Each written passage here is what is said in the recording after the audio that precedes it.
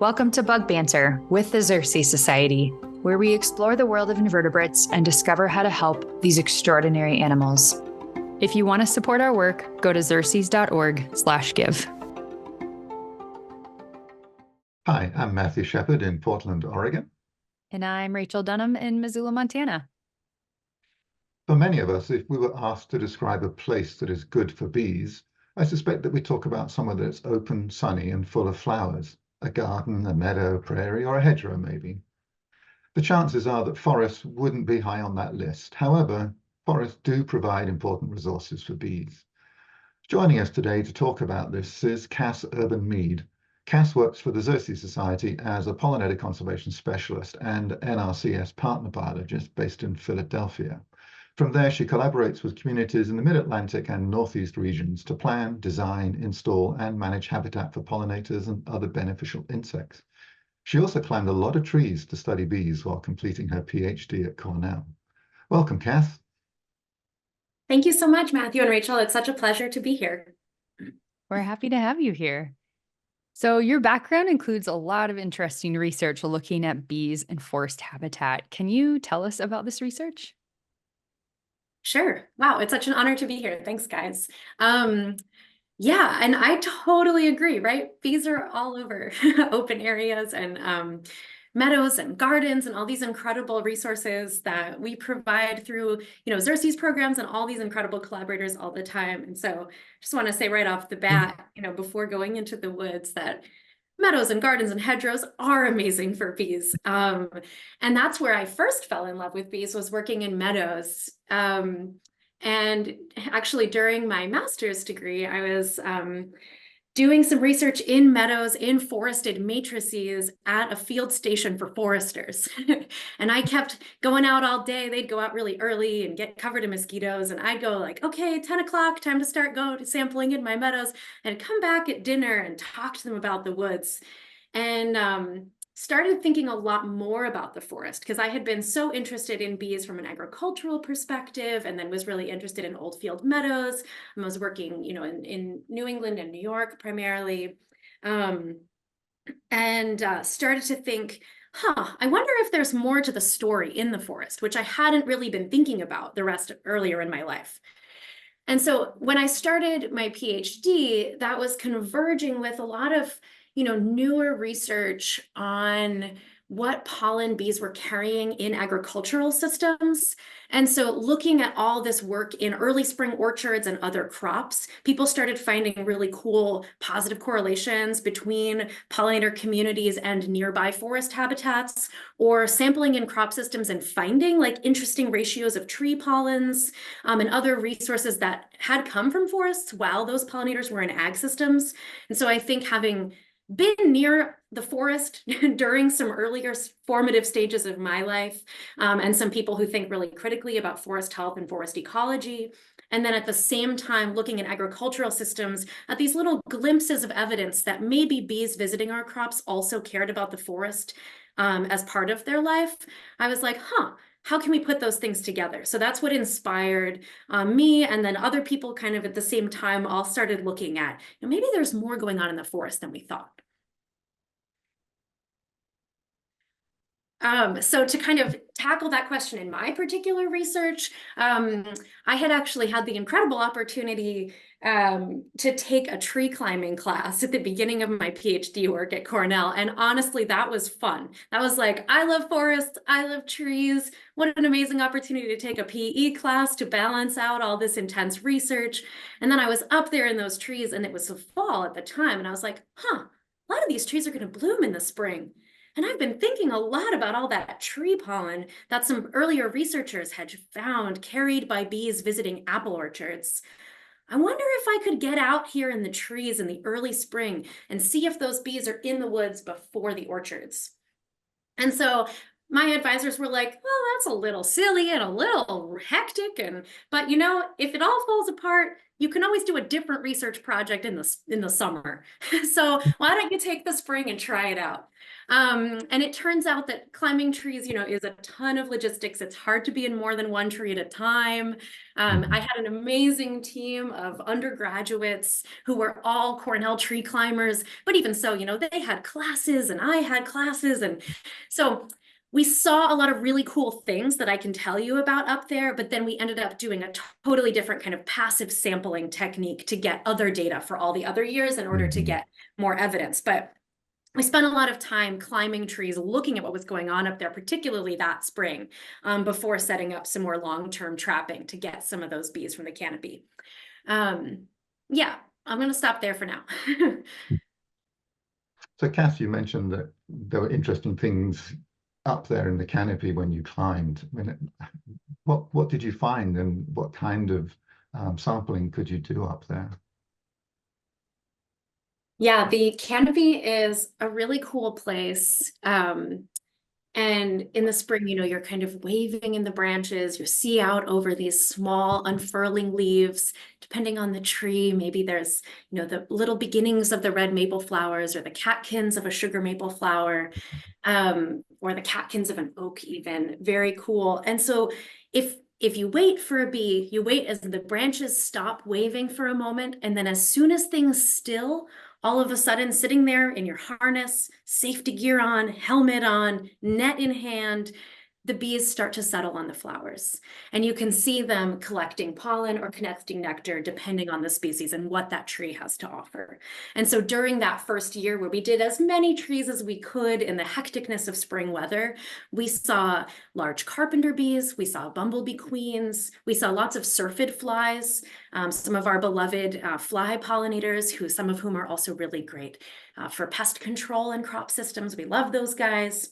We saw Andrena, which are some of our early spring solitary flying bees, as well as Calides, which are the genus that are the cellophane bees, one of our other really common soil nesting solitary bees that do aggregations in the spring.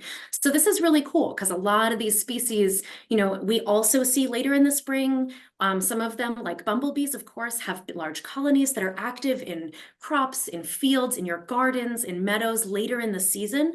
But we were seeing this kind of early spring behavior that we maybe hadn't paid as much attention to prior. Yeah, you mentioned a net. I mean, normally with the net, we picture people running after things, but you couldn't do that in the trees. Did you have like a really long handle, or did you swing backwards and forwards or something? Yeah, so this is why we ended up switching to a passive sampling technique also, because when you're in at least, a temperate deciduous hardwood forest, the flowers are out on the very end of the branches, right? There are not really very many of them in the middle near the sturdy branches that are safe for your body or safe for your undergraduate assistants who you're being very careful and protecting, And so, yeah, we would use different climbing techniques, first to get up in the top of the tree at the highest height we could get to safely with the rope over a central strong branch. And then we would use secondary ropes to kind of pull ourselves outward into a triangulated position, where then with a kind of long net, you could hopefully reach some flowers. And one of my favorite and most frustrating sets of observations that I always share with people who think they want to get into this as a result is sometimes you can only get just out of reach, and you can see in the sunshine the silhouettes of all the bees you want to catch against the sunlight as they visit all the flowers at the very tip top of the canopy where the most sunlit flowers are. And so yeah, it was very, very cool. And actually another really fun thing we saw up there was some unexpected nesting. We know, and I can talk about this more because this is relevant from the forest floor all the way up, we think, to the canopy, is nesting in deadwood. And this is true not just for bees, but for lots of really wonderful and important insects and other invertebrates who rely on dead and decaying wood.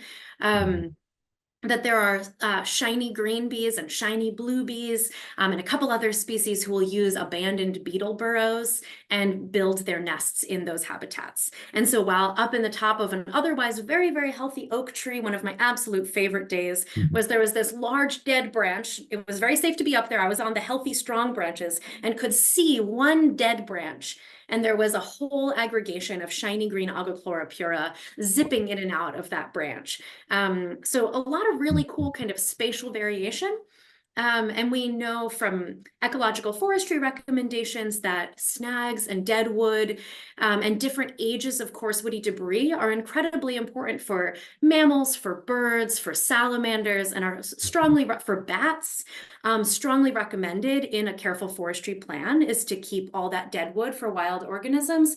And we know also that that is going to be true for some of these deadwood dependent pollinators. Wow, that's so amazing to have that opportunity to get up and actually see those things. Absolutely. It's pretty wild. So you had mentioned some more passive sampling methods. Once you got up in the trees and found all the useful and great information that you did, how did you continue on with your studies with those other methods?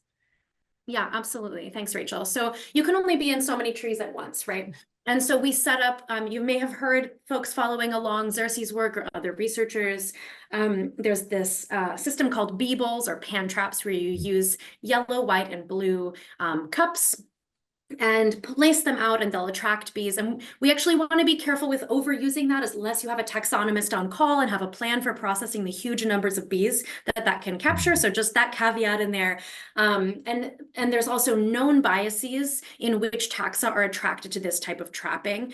So that was part of why I chose it, actually, because I didn't want to kill all the bumblebee queens who might be out in the spring, since each one of those may represent a new colony. So we took this pre-existing, very well-established method, which has these known drawbacks, some of which I've referenced here, but some lots of powerful techniques too. And because it has known caveats, we can kind of understand what we're seeing and how it likely extrapolates to the broader community. And we adapted this cup method and put them vertically strung on strings in the canopy where you absolutely would not be able to see them as a bee from the forest floor. So you would likely only encounter them if you were already up in the sky. And then we put paired traps down on the ground, kind of as a reference, understory community reference. And we let those run all spring, all the way through the orchards blooming. So we were working with this interest in apple orchards in my particular research and working in adjacent forests. And we had this replicated across a landscape gradient in upstate New York. And so then we were able to first see, who are the bees we catch in the canopy, who are the bees we catch in the understory, who are the bees we catch in the orchard, how are those similar and different across time. So we found lots of female bees in the canopy. We said, I wonder if that means they're eating there. That doesn't demonstrate that they were eating there, but it was a suggestion that that might have been happening. We found a lot of male bees of orchard pollinators in the understory who never left the forest. And so that helped us understand, maybe when we're trying to manage for these female bees in the orchard, part of the reason we see so many of them in habitats near forests is because other stages of their life cycle are active in the woods. And this can be true for bumblebees whose queens like to nest in the woods. Some of our bumblebees are like that. And this can be true for some of these solitary bees like Andrena, who we were finding in the understory. But then their females of the same species would be in the orchard. And so then we said, okay, we've figured out who is where, but what are they doing there? And it's pretty hard to demonstrate that without being in every tree at once. And so one way to start to get a first hint of insight into this kind of pattern is to look at the pollen that those bees are either carrying or have provisioned to their offspring. And then we took an even weirder kind of strategy because the pan traps have liquid in them. So we actually looked in the digestive tracts of these adult bees, which is very unusual because adult bees don't actually eat that much relative to the amount of pollen that they're provisioning for their brood. But it at least was an evidence of that they had been on those flowers. So it's a step in the right direction.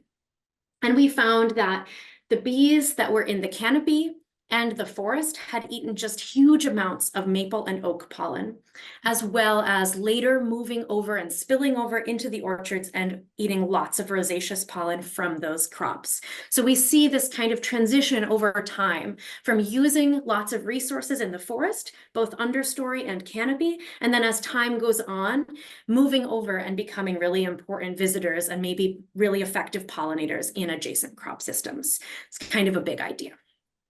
So lots of cool follow-up questions, but I think that's a good gist for now.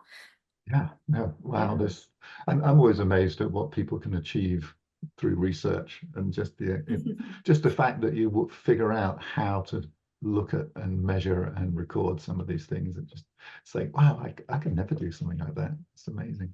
I bet you could, but pollen analysis is long and tedious work and very, very cool. Pollen is beautiful and incredible, but once you've done 300 some thousand samples, you're kind of like, okay, that's a lot of sugar maple. Woo!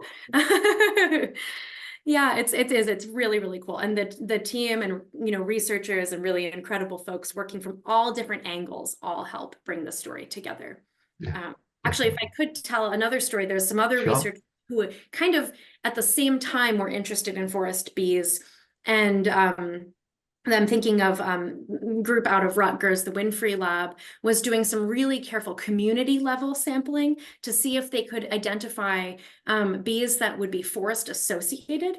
So this is a really common kind of phenomenon. If any of our listeners are birders, right, we're pretty used to thinking of birds that use open habitat and birds that use closed forest, or birds that need a softwood inclusion, or birds that move between different ones at different times of life.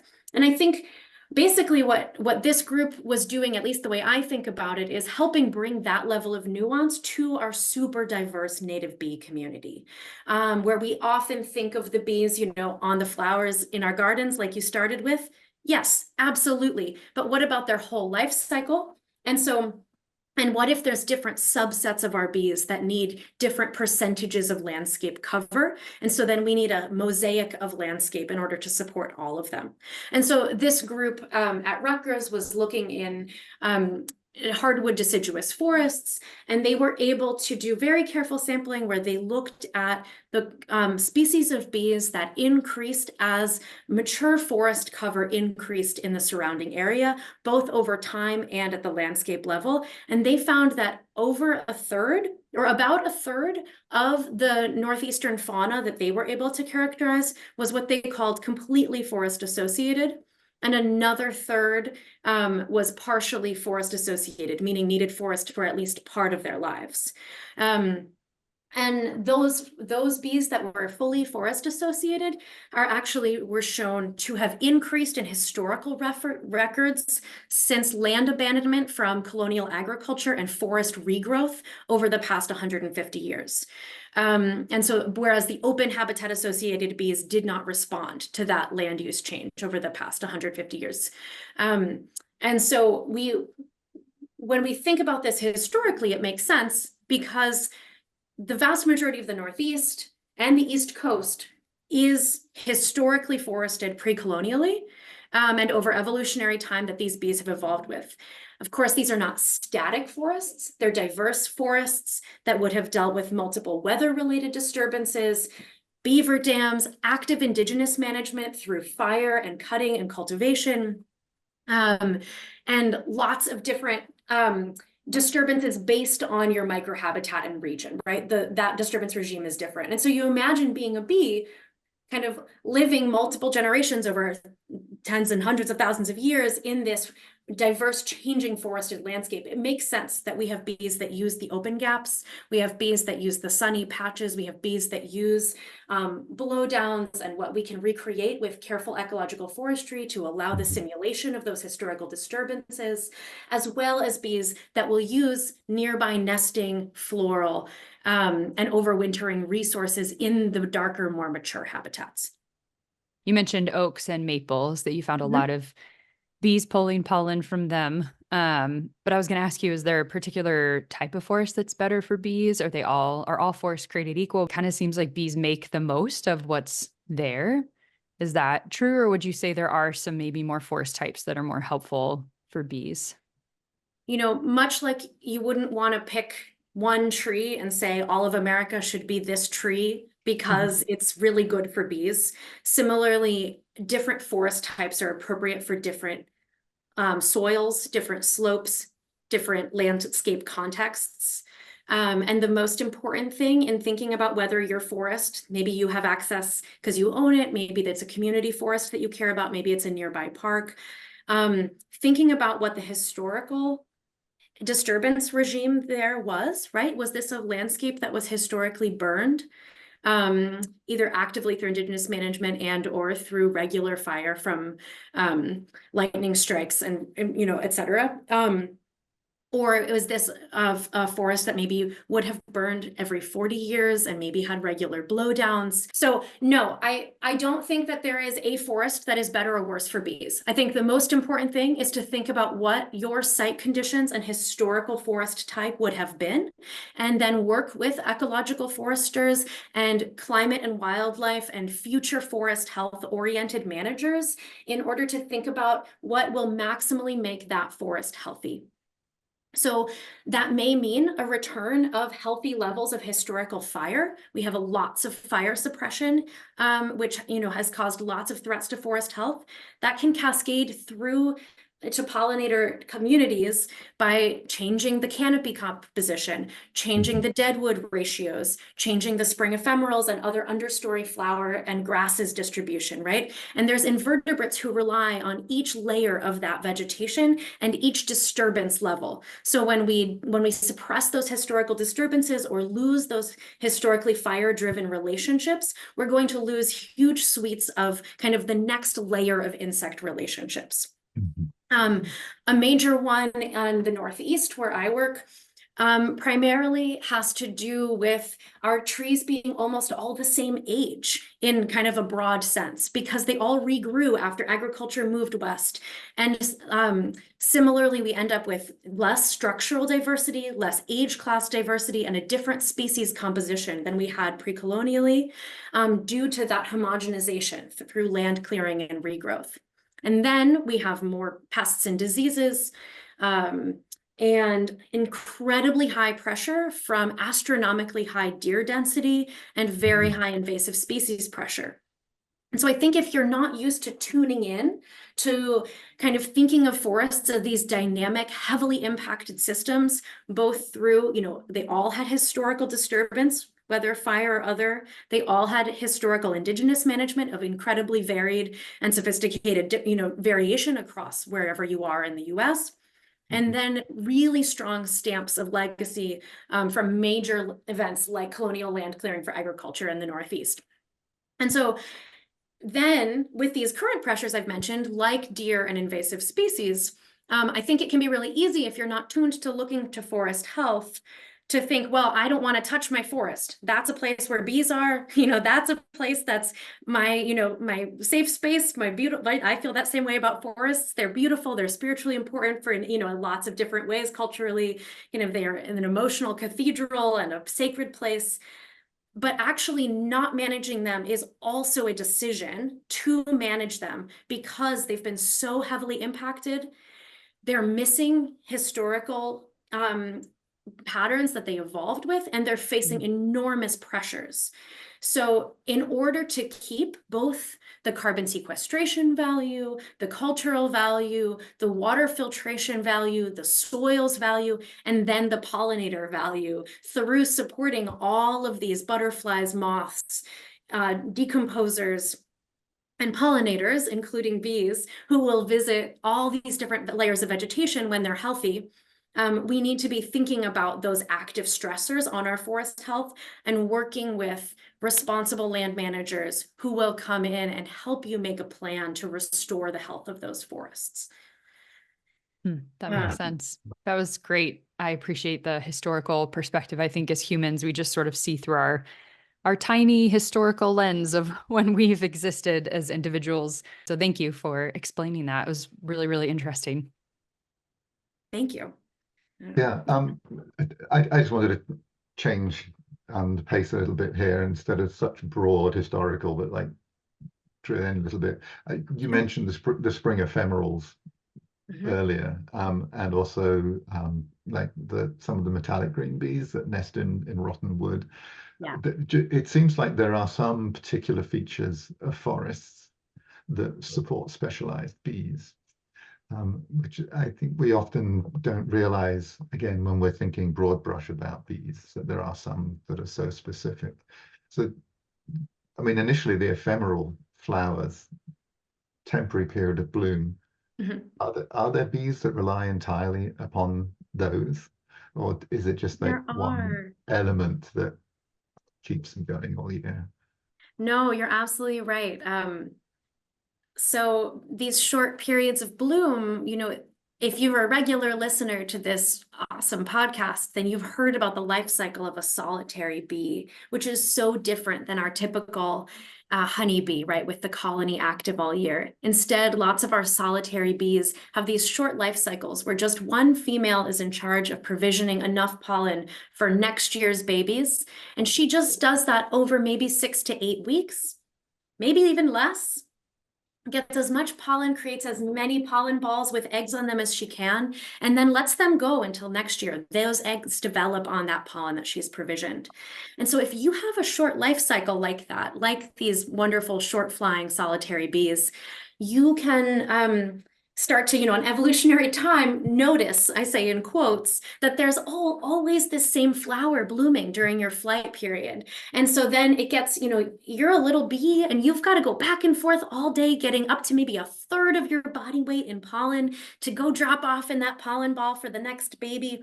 You want your floral resources to be something you can get pretty efficiently, something that you know how to handle that flower when you land on it. Your search image is optimized. And so maybe you say, hey, I'm a little Andrena erigine, a little spring flying solitary Andrena, and I'm gonna get really, really good, right? I'm anthropomorphizing, get really, really good at collecting Claytonia pollen, spring beauty pollen. And so there's all these different groups of wonderful solitary bees who have specialized on different spring ephemerals.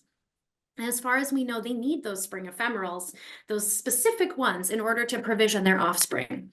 And it's just absolutely beautiful. And sometimes they're so good at it that they're not even the best pollinator because they're not messy at all. They don't even drop any pollen. They just take all of it and go home. And so then you mentioned, Matthew, some of them, is it just part of the story? So spring ephemerals do two really cool things. Some of them have really specialized hosts who rely on them, and others of them do support more generalist pollinators like bumblebees who are out all year, right? Bumblebees don't have these really short windows. They have longer flight periods for the whole colony, so they can switch between flowers. But many bumblebees, when the queen bumblebee comes out of hibernation, she's sleepy, she's hungry, she's got to start a whole new nest, like Rich Hatfield described in his recent podcast, right? And I definitely recommend, if you haven't listened already, one of the resources that those bumblebees will go looking for are the nectar and pollen from those spring ephemerals on the forest floor. And there's even research showing that our endangered rusty-patched bumblebee relies heavily on spring ephemerals, and that may be a bottleneck that is really important to the persistence of that actually federally listed species. So yeah, lots of cool relationships happening with those flowers. Thanks for the question. Short of actually planting a forest, is there something that people could do to support forest health? And a lot of our listeners, as far as I know, a lot of our listeners are probably gardeners and may not be a forest manager. But is there something that a gardener could do potentially to support forest health or support the forest bees? Yeah, absolutely. At the backyard scale, you can add trees and shrubs to your plantings.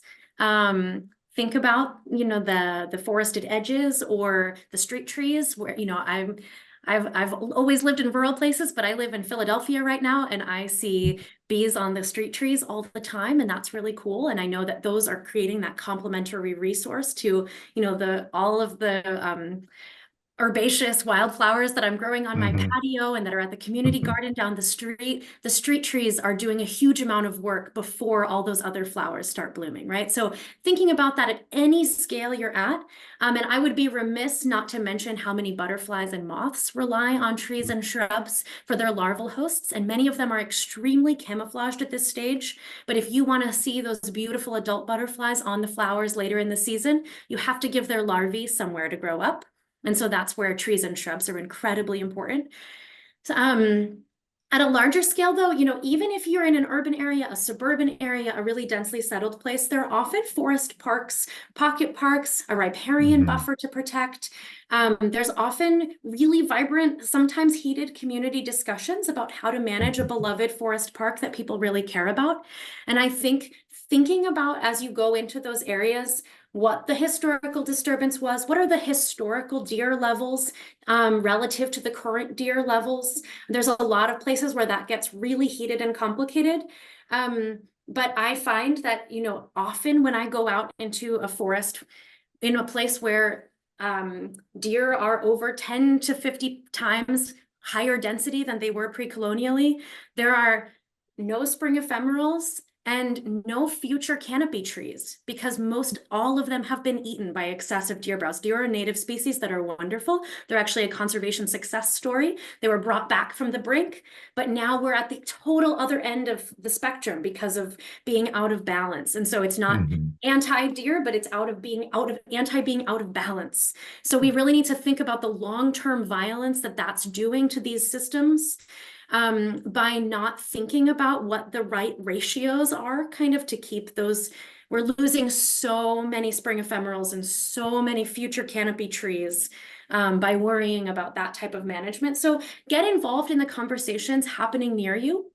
If you have access to any land that you manage or own, working with an ecological forester is a really wonderful way to think about future health. So tree harvesting is often thought of as a boogeyman, and there is absolutely exploitative timber harvesting that is not thinking about long-term forest health. And that can be very dangerous and can degrade the health of our woods further.